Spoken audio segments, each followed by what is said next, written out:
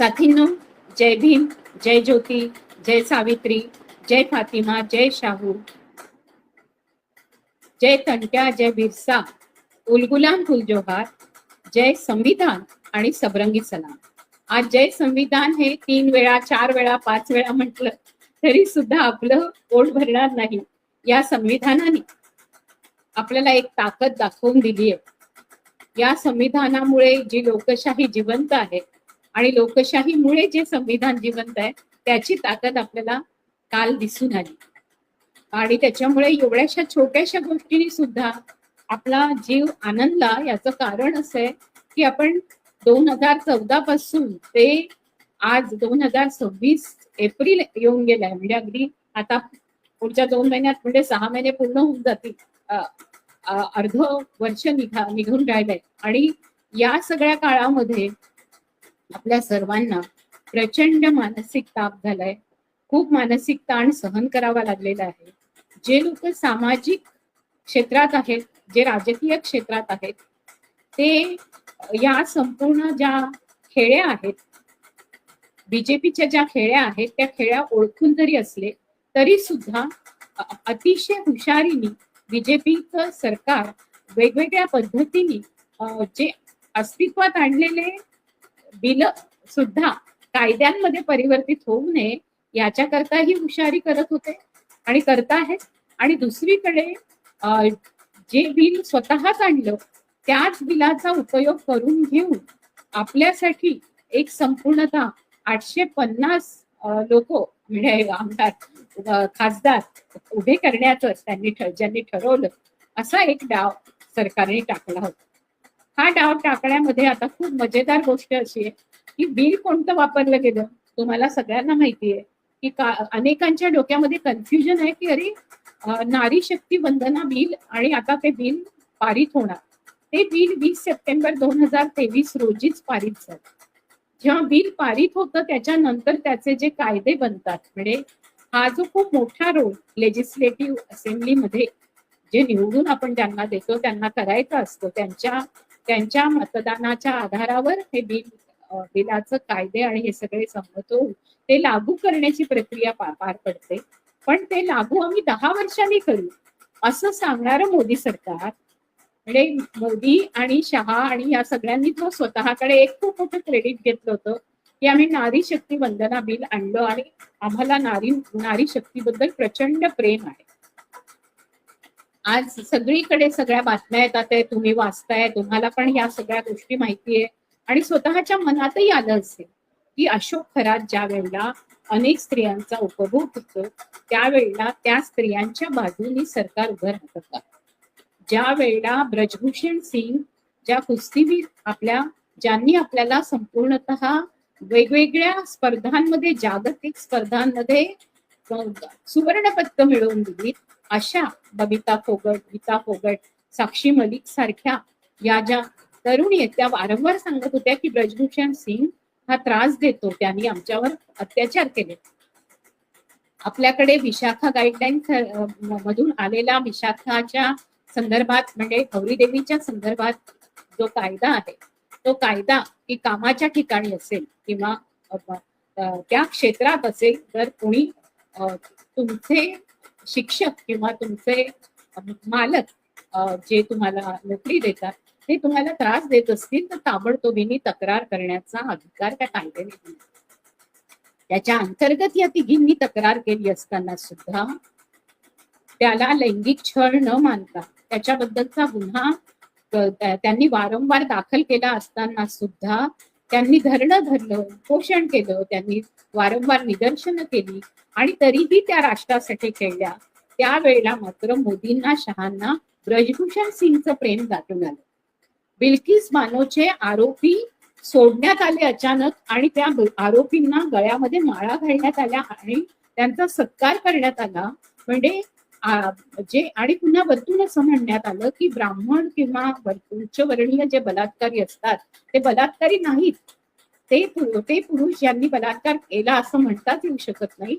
अशा पद्धतीने मनुस्मृतीची साक्ष देत त्या लोकांच्या गळ्यामध्ये माळा घालून त्यांचा सत्कार करण्यात आला. पण एक खूप बरं झालं, त्याच्यानंतर पुन्हा त्यांना तुरुंगामध्ये त्यांची रवानगी करण्यात आली. आसाराम बापू असेल, राम रहीम बापू असेल, या सगळे जे काही बापू, बुवा, माताजी, या सगळ्यांच्या हाताखाली जी माणसं आहेत ती, आणि हे सगळे अनेक जण नेते आहेत हे आपल्या लक्षात आहे.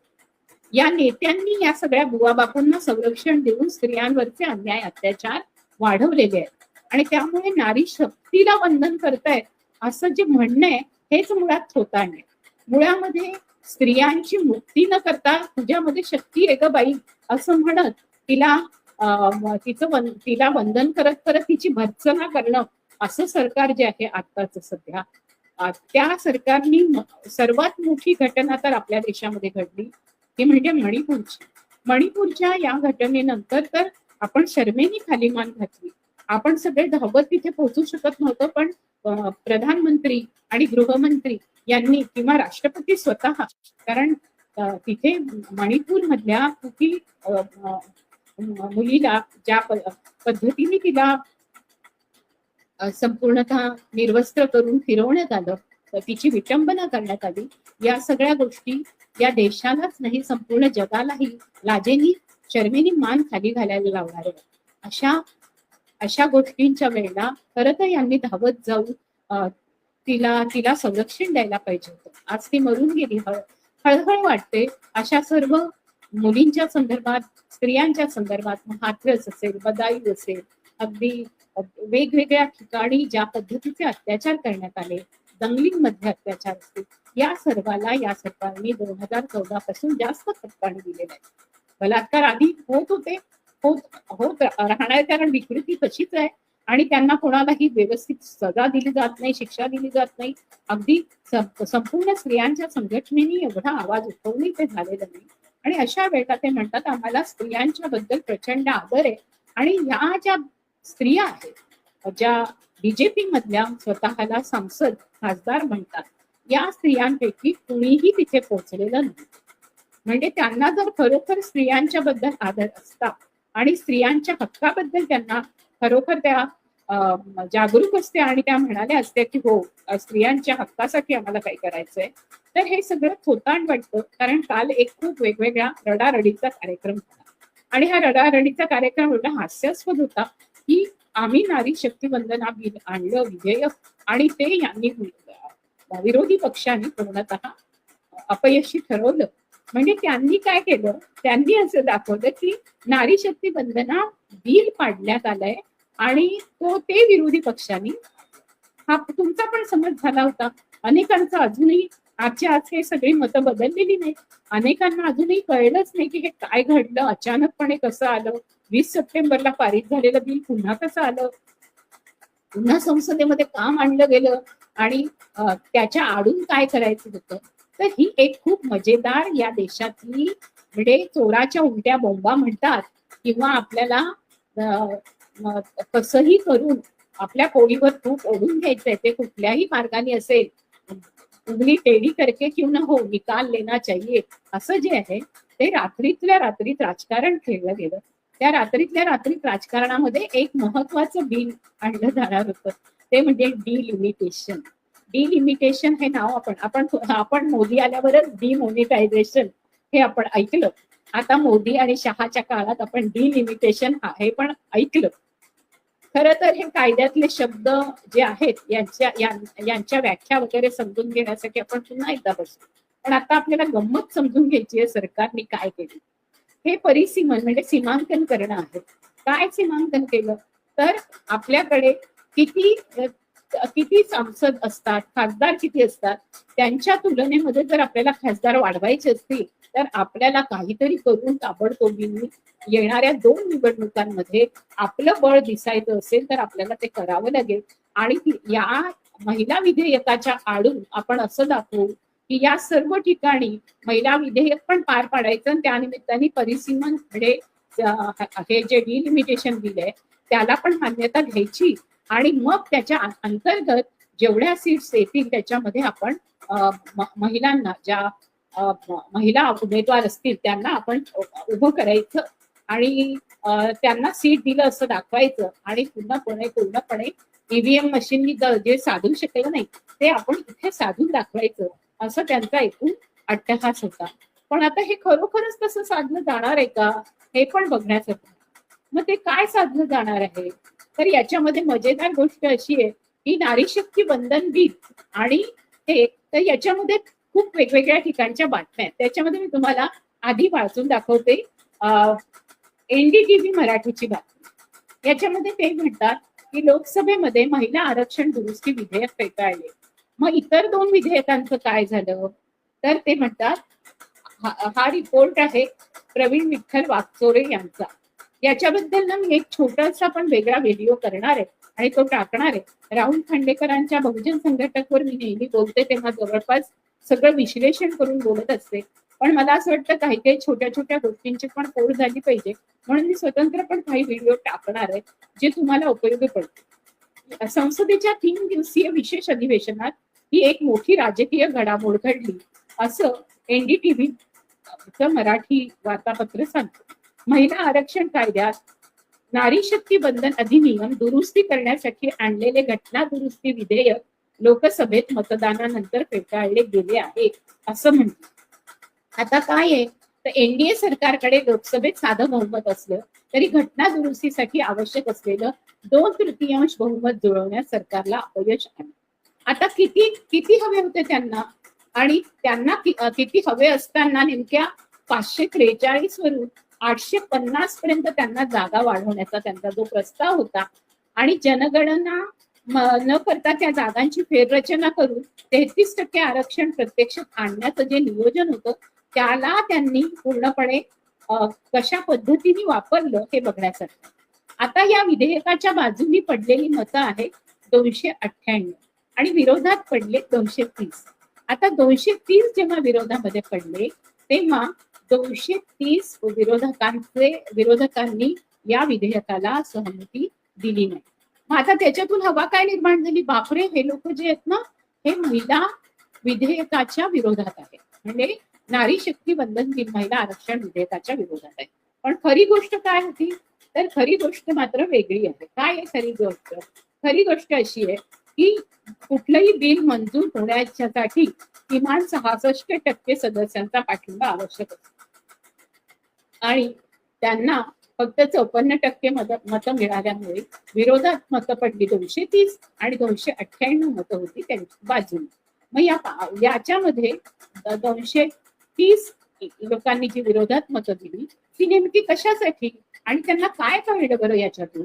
त्यांच्या हे लक्षात आलं की हे जे आहे हे नारी शक्ती वंदन दिनाचा मुखवटा घेतल्यापासून पण ऍक्च्युली लोकसभेच्या जागा ह्या 543 असतात, या 543 जागांवरून 830 पर्यंत वाढण्याचा हा प्रस्ताव करून त्या जागा वाढवण्याचं हे सगळं षडयंत्र होतं आणि ते षडयंत्र विरोधकांनी पहिल्यांदाच पूर्णपणे हाणून पाडलं आणि त्याच्यामुळे मोदी सरकारला मोठा धक्का बसला, असं लोकसत्ता लिहितं. लोकसत्ता काय लिहितं, तर आता लोकसत्तेतली बातमी बघ. लोकसत्ता म्हणतं की बोलताना सगळेच जण लिहितात आहेत की महिला आरक्षण घटना दुरुस्ती विधेयक नामंजूर, पण हे मतदान सुरू होण्यापूर्वी 131वी ही जी घटना दुरुस्ती आहे ती मतदारसंघ पुनर्रचना विधेयकांवर देशाच्या संसदेत गुरुवारी जोरदार चर्चा झाल्यानंतर शुक्रवारी देखील सत्ताधारी आणि विरोधी बाकावरील सदस्यांनी या विधेयकावर मतं मांडली. विधेयकावर आज रात्री म्हणजे काल रात्री 7:30 वाजता मतदान झालं. त्याच्यात 528 जणांनी मतदान केलं, पैकी 298 सदस्यांनी विधेयकाच्या बाजूने मतदान केलं तर 230 जणांनी विधेयकाच्या विरोधात मतदान केलं. आता प्रश्न असा आहे की हे विधेयक मंजूर झालं नाही त्याच्यामुळे काय, तर आता महिलांना 2000 आता नेमकी किती विधेयक आपल्याला दिसतात की ती मांडण्यात आली. खरं तर 73वी आणि 74वी घटना दुरुस्ती राजीव गांधींच्या काळात झाली आणि तेव्हापासूनच महिला आरक्षणाचा प्रश्न हा खूप मोठ्या प्रमाणावर वरती आला. महिलांना राजकीय आरक्षण मिळावं म्हणून पंचायत राजमध्ये आरक्षण मिळालं. आपल्याला दिसतं असं की सगळ्या जेवढ्या नगर परिषदा असतील त्या सगळ्या ठिकाणी आणि पंचायत राजमध्ये आपल्याला स्त्रिया मोठ्या प्रमाणावर निवडून यायला लागल्या, त्या सरपंच म्हणून पण काम करायला लागल्या, त्या पंचायतीमध्ये सदस्य झाल्या. त्यांच्यामुळे काही गाजलेल्या ग्रामसभा पण अशा आहेत की जिथे अनेक रखडलेली कामं महिलांनी करून दाखवली. महिला राजकारणात आल्यानंतर काही विशिष्ट बदल होऊ शकतो हे कळलं. आता मुळामध्ये प्रश्न असा आहे की तरी सुद्धा महिला विधेयक, जे आरक्षण विधेयक आहे, ते का बरं नामंजूर होत होतं आणि त्याला विरोध काय होता? खरं तर महिला आरक्षणाला कोणाचाच विरोध नाहीये. 33% आरक्षण सर्वांना हवं, पण या 33% आरक्षणात असू दे किंवा आरक्षण नसतानाही असू दे, आपल्याला चित्र असं दिसतं. अगदी आपल्याला ज्या वेळेला पहिलं जेव्हा सरकार उभं राहिलं त्याच्यातही ज्या स्त्रिया आल्या आणि त्या स्त्रिया मंत्रिपदावर गेल्या, त्याच्यामध्ये आपल्याला दिसतं एकच दलित स्त्री आपल्याला दिसते. आपल्याला बाकी एकच आपल्याला अशी मुस्लिम स्त्री दिसते आणि एक धार्मिक अल्पसंख्याकांमध्ये आपल्याला असं दिसतं की एक पंजाबी शीख आहे, पण बाकी सर्व स्त्रिया ह्या उच्चवर्णीय आणि उच्च जातीतून आलेल्या आपल्याला दिसतात. मग आज आतापर्यंत जे महिला आरक्षण विधेयक होतं, ते विधेयक पार पाडण्यासाठी नेमका विरोध कशाचा होता? तर माझ्यासारखी जी व्यक्ती आहे किंवा माझ्यासारख्या ज्या वेगवेगळ्या दलित, ओबीसी, अल्पसंख्याक अशा घटकातून येतात, त्या सर्व स्त्रियांना हे माहिती आहे की आपल्याला कुठेही वरती चढायचं असेल तर एकीकडे म्हणतात की नारी शक्ती बिल आणलं किंवा महिला आरक्षण बिल आणलं तर नवरेच त्यांच्या बाजूने राज्य करतात. पण मुळामध्ये या बिलामध्ये जर तुम्ही कोटाच ठेवला नाही तर एससी, एसटी, ओबीसी आणि ज्या मायनॉरिटीज मधल्या आहेत, वेगवेगळ्या मायनॉरिटीज मधल्या, त्या रिलिजियस मायनॉरिटी असतील, सेक्शुअल मायनॉरिटी असतील, या अल्पसंख्याक समूहातील स्त्रिया या सर्वांना आरक्षणामध्ये जागा असायला पाहिजे. मग 33% 3% उच्चवर्णीय असतील तर खरं तर 30% ही जागा आमची सर्वांची असायला पाहिजे. पण तसं घडत नाही आणि तसं घडत नसल्यामुळे हे मागावं लागतं. म्हणून कोट्यामध्ये कोटा अशा पद्धतीची मागणी आमच्यातर्फे करण्यात आली आणि आम्ही सातत्याने ती लावून धरली. एससी आणि एसटी महिलांना आरक्षण आहे 33%, परंतु मायनॉरिटीजना नाहीये. आणि ओबीसी मध्ये कोण कोण येतं?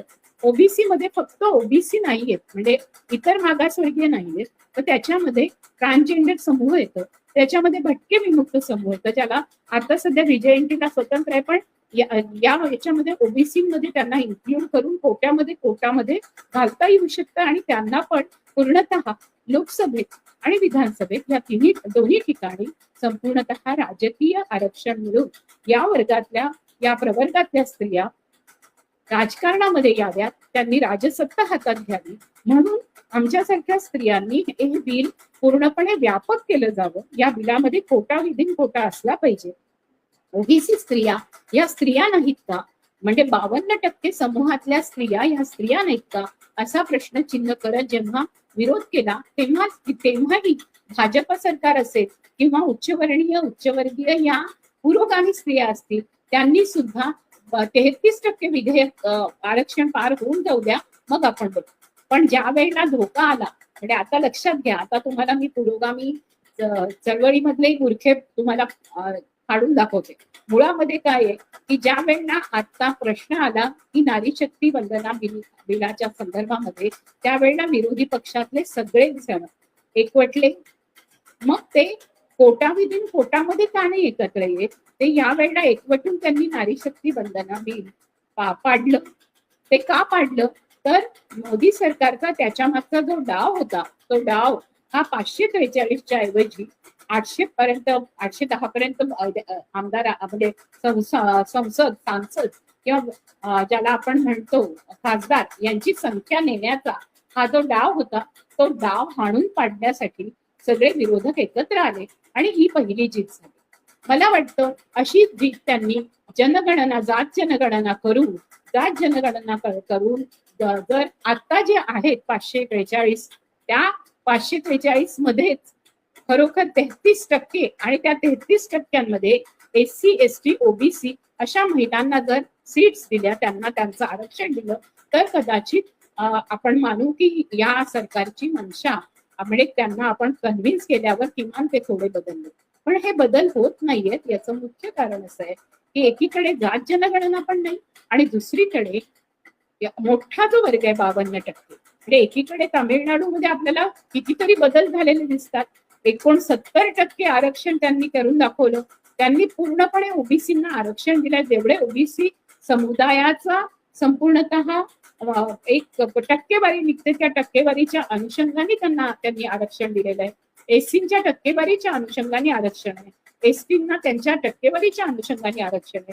त्याच्यामुळे मोठा समूह हा जो शूद्रातिशूद्र समूह आहे हा महाराष्ट्रातल्या असेल किंवा देशातल्या इतर प्रांतातल्या राजकारणामधून बाहेर फेकला गेलाय, तो आपल्याला तमिळनाडूमध्ये स्टालिननी संपूर्णतः आणलेला दिसतोय.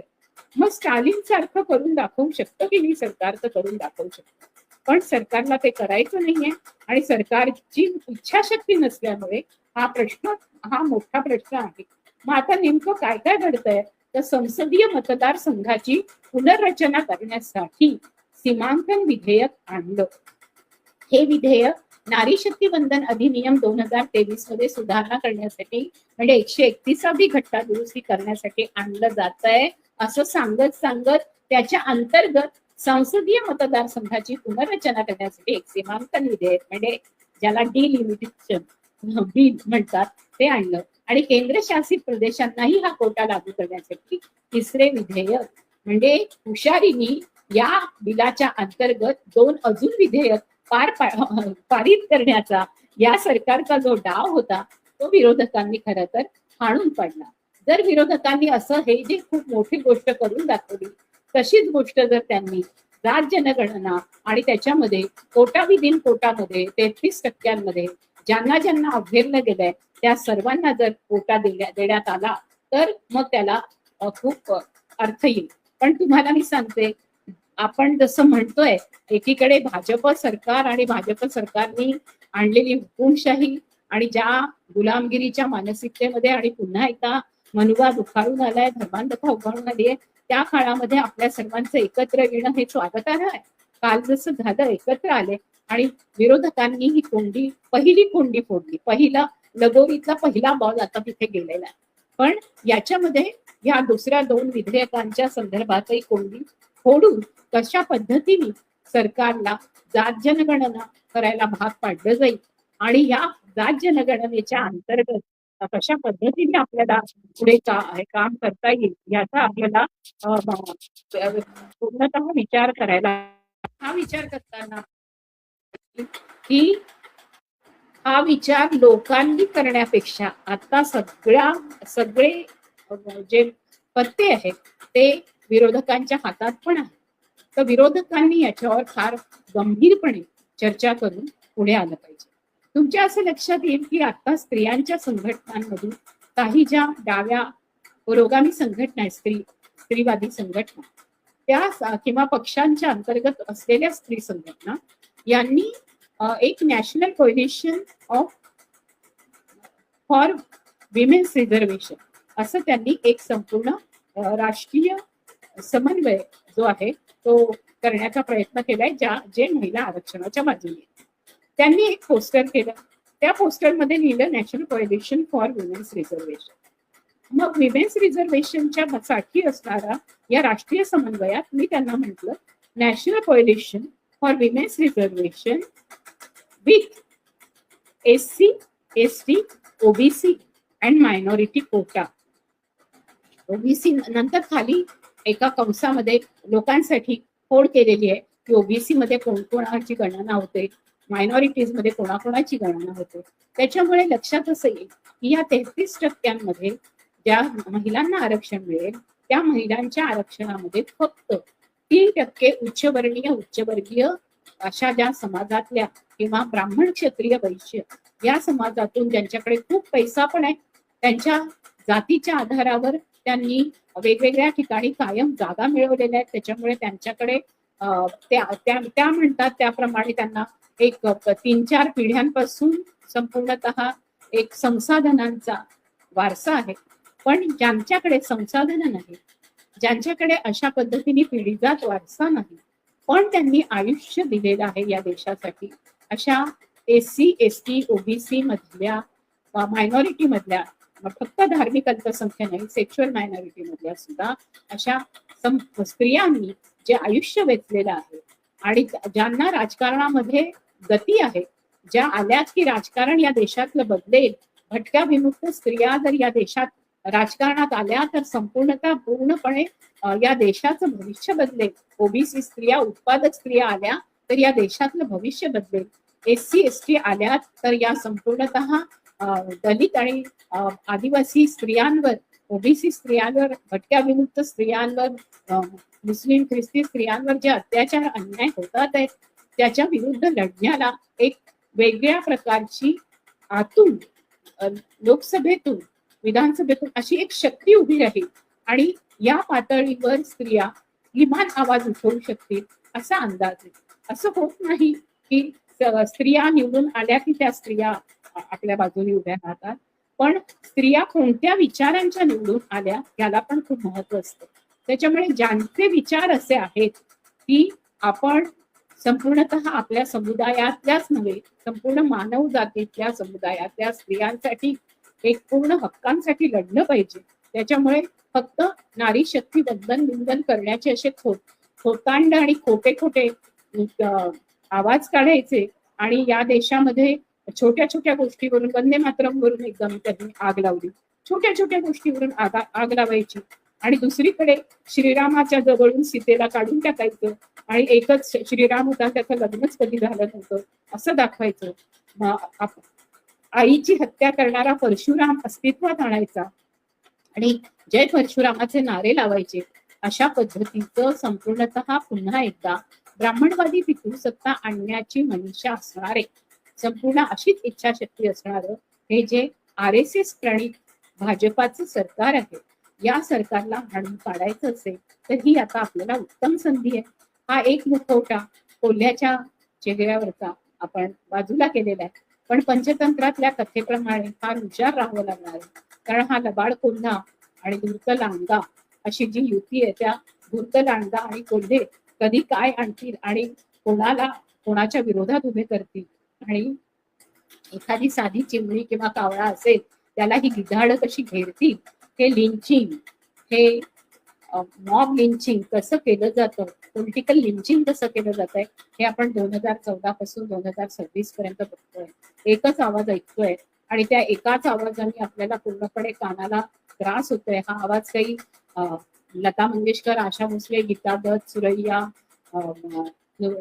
नूरजहां यांच्यासारखा असता तर ऐकला तरी असता, प्रभावी असता, पण तसा नाहीये. हा आवाज भयंकर कर्णकर्कश असा आवाज आहे. तो आवाज सातत्याने सांगतोय की मी अच्छे दिन आणणार आहे आणि प्रत्येक वेळेला छोट्या छोट्या गोष्टीमध्ये स्त्रियांच्या वाट्याला तर अतिशय वाईट दिवस आलेले आहेत.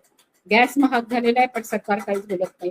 संपूर्णतः सगळ्या ठिकाणी GST लावलाय आणि भयंकर मोठा बोजा टॅक्सचा या देशातल्या सर्व स्त्रिया महसुलाच्या रूपाने देतात आहे, टॅक्सच्या रूपाने देतात आहे आणि त्यांना अतिशय निकृष्ट अशा पद्धतीचा आहार, अतिशय निकृष्ट अशा आरोग्य सेवा, अतिशय निकृष्ट अशा प्रवास सेवा अशा उपलब्ध आहेत. आणि त्याच्यामुळे त्या उपलब्ध पण आहेत की नाही अशी शंका वाटावी. एवढी गर्दी की त्याच्यामध्ये एखाद्या म्हाताऱ्या बाईचा जीव जातो, एखादी गरोदर स्त्री तिथेच बाळंतवते आणि तिला कुठलीही सोयी सुविधा नसते.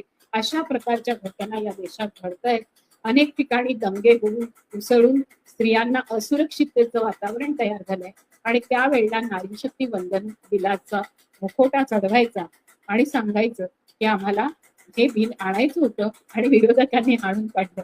तर तुम्ही लक्षात घ्या की हे बिल नाही हाणून काढलेलं, हे बिल 20 सप्टेंबर 2023 मध्ये या सर्व विरोधकांनी मंजूर केलेलं आहे आणि त्यांनी सर्वांनी त्याला सहमती दिलेली आहे. त्याच्यामध्ये प्रावधान आणायचंय, त्या प्रावधानासकट हे बिल मंजूर व्हावं आणि बिल मंजूर होऊन म्हणजे कायदा केला जावा. त्याच्यानंतर तो कायदा केल्यानंतर तो अंमलात आणण्यासाठी, लागू करण्यासाठी, म्हणजे जसं मंडलचं बिल आलं, मग मंडलचं बिल आल्यानंतर म्हणजे आयोगाने जो संपूर्ण प्रस्ताव ठेवला, मग ते बिल आलं, मग त्या बिलाचं इम्प्लिमेंटेशन व्हावं, ते लागू केलं जावं. असं ते विधेयक जेव्हा लागू होतं संसदेमध्ये, त्याच्यानंतर त्याचा तो जो कायदा आहे तो कायदा लोकांसाठी उपलब्ध केला जातो. तर ही जी संपूर्ण प्रोसेस आहे, ही प्रोसेस आत्ताही ताबडतोबीने 800च्या पुढे संसदेमधल्या सांसदांचा आकडा वाढवण्याच्या आधी हे जे 543 आहेत, या 543 मध्ये 33% SC ST OBC ह्या आणि मायनॉरिटी म्हणजे सेक्शुअल मायनॉरिटी असेल, रिलिजियस मायनॉरिटी असेल, अपंगत्वाच्या आधारावरची मायनॉरिटी असेल, या सगळ्याच्या आधारावर 33% कोटा विधीन कोटा देत महिला आरक्षणाचं बिल मंजूर करावं आणि ते मंजूर केल्यानंतर याच्या 543 मध्ये जवळपास 119 वगैरे अशा सीट्स येतात. मी अजून बघितला नाही तो आकडा. तर या सीट्स महिलांसाठी राखीव कराव्या आणि महिलांना ते नक्की देण्यात यावं असं आपण सर्वांनी म्हणूया. आणि आज एरवी 1 तासाचा कार्यक्रम असतो, पण हे बिलच आज तुम्हाला कळावं. या बिलाच्या संदर्भामध्ये सरकारची इच्छाशक्ती या बिलाच्या आडून संपूर्णतः एक दुसरंच बिल, ज्याला डिलिमिटेशनचं बिल म्हणू आपण, हे करून घेणं, परिसीमन किंवा सीमांकन असा मराठीमधलं नाव असू शकतं. तर त्याची सीमा किती असेल तर हे वाढवण्याचा पण एक मोठा घोळ घातला गेलाय. आणि ते खरं तर आता ते वाढवण्याची गरज आहे का? ते का वाढवलं जात आहे? इतके लोक आज संसदेमध्ये उभे राहिलेत आणि संसदेमध्ये निवडून आलेत. आजच तुम्हाला आमदार आणि खासदाराला किती भत्ता मिळतो तुम्हाला माहिती आहे. आणि आपले पत्ते हे लोक पळवत आहेत. मग यांचे जे नेते असतील, हे नेते आज आता या नेत्यांनी संपूर्णतः कंपन्यांशी पूर्णतः करार करत देश जवळपास विकून टाकलेला आहे. अशा सगळ्या काळामध्ये अजून जर यांचेच लोक यांनी भरती केले भाजपाच्या सरकारने, RSS प्रणित, तर आपल्यावर आत्ताच त्यांनी मनुस्मृती लादण्यासाठी खूप प्रयत्न केले. त्यावेळेला एकीकडे यत्र नार्यस्तु म्हणत पुन्हा एकदा न स्त्री स्वातंत्र्य मर्हती असं म्हणत, पिता रक्षती कौमार्ये असं म्हणत पुन्हा मनुस्मृती आणत स्त्रियांनाच डांबलं जाणार आहे, मातृशक्ती वगैरे याचा गौरव नाहीये, तर परशुरामाला पुन्हा पुढे प्रस्थापित करून आणि त्या श्रीरामाला प्रस्थापित करणं की ज्यांनी सीतेला जंगलामध्ये टाकून दिलं, सोडून दिलं आणि तिच्यावर संशय व्यक्त केला आणि एक परित्यक्त म्हणून सीता आपलं जीवन जगली, आपल्या 2 लहान मुलांना सांभाळत, अशा पद्धतीची वेळ हे सरकार आणणार आहे. दुसरीकडे परशुरामाला ज्या वेळेला ते जिवंत करतात आहे तेव्हा केवळ संशयावरून त्याच्या बापानी सांगितलं, तर त्यांनी बापाची आज्ञा शिरसावंदे मानली आणि आपल्या आईचा रेणुकेचं शिर काढलं आणि तिची हत्या करून त्या हत्येला वध असं संबोधत, तिला पवित्र असं मानत पुन्हा रेणुकेचं शिर तिथून जाणाऱ्या दोखाईच्या पैकी जी एक चालली होती तिच्या अंगावर लावलं, म्हणजे तिचंही मुंडकं कापलं. म्हणजे 2 स्त्रियांची हत्या केली आणि मग त्यांची शस्त्रक्रिया, ते पण कळायला मार्ग नाही की कोणाचं शरीर मेलं होतं, कोणाचं धड शिर मरून पडलं होतं. म्हणजे रेणुकेचं शिर जिवंत होतं असा त्याचा अर्थ ते लावलं. हे करून तिच्या डोक्यावर तिच्या शरीरावर ते लावलं. याच्यामध्ये अजून एक गोष्ट अशी आहे की शिर कोणाचं असेल, शिर ब्राह्मणाच्या डोक्यातून, म्हणजे ब्राह्मणाच्या मुखातूनच ब्राह्मण जन्माला आले. त्याच्यामुळे अगदी स्त्रियांचं सुद्धा एकमेकांवर हे लावलं, शरीरावर धडावर शिर, तर त्या शरीरावर शिर लावल्यानंतर शिर मात्र ब्राह्मण बाईचं असेल आणि शरीर मात्र तिचं असेल, जिचा उपभोग आपण करू शकू आणि तिचा उपभोग घेतल्यानंतर तिच्या मुलांनाही शूद्र म्हणून आपण फेकून देऊ शकू. अशा पद्धतीची जी व्यवस्था मनुस्मृतीमध्ये सांगितलेली आहे वर्णसंकरानंतरही, त्याच्यामुळे रेणुकेला प्रस्थापित करण्यात आलं नाही, तर रेणुकेचं शिर कलम करण्यात आलं केवळ नवऱ्याच्या संशयावरून आणि बापाच्या आज्ञेवरून. बापाची आज्ञा शिरसावंदे मानणारा हा परशुराम आपल्याला पुन्हा एकदा जिवंत करायचंय का? असा श्रीराम जिवंत करायचाय का की जो सीतेशिवाय आहे? जय श्रीराम म्हणायच्या ऐवजी जय सियाराम म्हणणारी जी संस्कृती आपण तयार केली होती ती संपूर्णतः नष्ट करून टाकत स्त्री आणि पुरुषांना दोघांना सहजीवन मानत जे केलं होतं. मिथकांमधल्याच गोष्टी आहेत ह्या, पण या मिथकातल्या गोष्टी अजरामर करत, खऱ्या संविधानाकडे दुर्लक्ष करत, समविधानाकडे दुर्लक्ष करत, समता, स्वातंत्र्य, समानता, बंधुत्व आणि धर्मनिरपेक्षता ही आपली मोलाची मूल्य आहेत. ही संविधान मूल्य ती तर्कनिष्ठ आहे, ती बुद्धिनिष्ठ आहे आणि एवढंच नव्हे तर आपलं संविधान हे कुठल्याही देवाला, कुठल्याही एखाद्या अलौकिक शक्तीला आपण अर्पण केलेलं नसून लोकशक्तीला अर्पण केलेलं आहे. म्हणून आपण कायम म्हणतो हम भारत के लोक. आणि हे दाखवण्याची वेळ आता आली आहे. विरोधकांच्या पदरामध्ये छोटस यश पडलं असलं तरी सुद्धा ती एक यशाची आशेची पालवी आहे. आणि म्हणून आपण सर्वच जण विरोधकांनी एकत्र येऊन ही जी 230 मतं दिली त्याच्याकरता त्यांचं आपण अभिनंदन केलं पाहिजे की अशी जर एकजूट पुढे राहिली तर भाजपाचं सरकार उलथवून पाडण्याचा वेळ लागणार नाही असा एक अंदाज व्यक्त केला जातोय. आणि आपण सर्वही ते करूया. म्हणजे आपल्याला संविधानावर आधारित लोकशाहीवादी आपलं स्वतःचं हम भारत के लोक, आम्ही भारताचे लोक, आम्ही भारताचे नागरिक असं आपण नागरिक म्हणून असलेलं आपल्या हक्कांसाठी आपण कर्तव्य करत राहणारे आणि आपल्या हक्कांसाठी आपण सतत जागरूक असणाऱ्या अशा लोकांचं भारतातल्या लोकशाही जिवंत ठेवण्यासाठी एक संपूर्णतः आता लोकसंघटन पण संसदेमधल्या विरोधकांना पाठबळ देण्यासाठी पूर्ण बांधूया. आणि त्याच सोबतीने आपण हेही सांगूया की जे SC ST OBC मायनॉरिटी मधले लोक आहेत त्याच्यामध्ये SC ST ना आरक्षण आहे. पण जोपर्यंत जात जनगणना होत नाही, जोपर्यंत ओबीसींना आणि मायनॉरिटी मध्ये जे मायनॉरिटी मधल्या सगळ्या घटकांना जोपर्यंत समावेश केला जात नाही, पॉलिटिक्स ऑफ इन्क्लुजन, समावेशाचं राजकारण या देशामध्ये आता याच्या पुढे चाललं पाहिजे.